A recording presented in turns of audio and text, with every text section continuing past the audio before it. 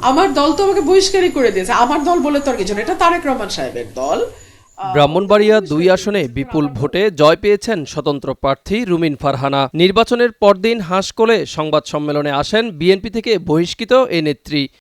এতে দলে ফেরা নিয়ে এক প্রশ্নে বিভিন্ন শর্তের কথা বলেন তিনি। বিএনপির সাবেক আন্তর্জাতিক বিষয়ক সহসম্পাদক ছিলেন রুমিন ফারহানা। একাদশ জাতীয় সংসদে বিএনপির সংরক্ষিত আসনে সংসদ সদস্য ছিলেন তিনি। তবে ত্রয়োদশ সংসদ নির্বাচনে বিএনপি জোটের প্রার্থীর বিরুদ্ধে স্বতন্ত্র নির্বাচন করেন রুমিন।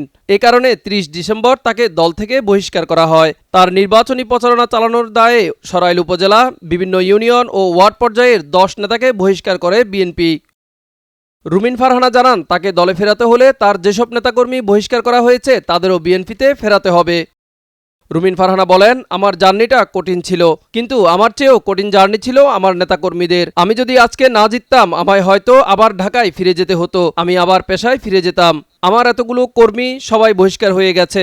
১৭টা বছর তারা এত কষ্ট করেছে, এত শ্রম দিয়েছে, তারা ঘরে ঘুমাতে পারে নাই, তারা কেউ কষ্ট রাখে নাই মনে, সবাই খুশি। এই ভালোবাসার ঋণ কিভাবে শোধ করব আমি? তিনি অভিযোগ করেন, ১২ই ফেব্রুয়ারি দুপুরের পর বিভিন্ন জায়গায় ভোট ছাপানোর চেষ্টা হয়েছে, ফলাফল আটকে রাখার চেষ্টা করা হয়েছে।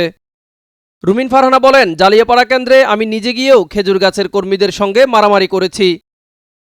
মারামারি করে আমি কেন্দ্রে ঢুকেছি, আবার ভোট গুনিয়েছি, কিছু ফলস ভোট পেয়েছি, এগুলো সবই চ্যালেঞ্জ। বিএনপি জোট সমর্থিত প্রার্থীকে ৩৮,০০০-এরও বেশি ভোটের ব্যবধানে হারিয়ে বিজয়ী হয়েছেন স্বতন্ত্র প্রার্থী রুমিন ফারহানা। হাঁস প্রতীকে প্রতিদ্বন্দ্বিতা করে তিনি ১,১৮,৫৪৭টি ভোট পেয়েছেন। তার নিকটতম প্রতিদ্বন্দ্বী জুনায়েদ আল হাবিব খেজুরগাছ প্রতীক নিয়ে পেয়েছেন ৮০,৪৩৪টি ভোট। মিজান ফারাবী, নয়া দিগন্ত।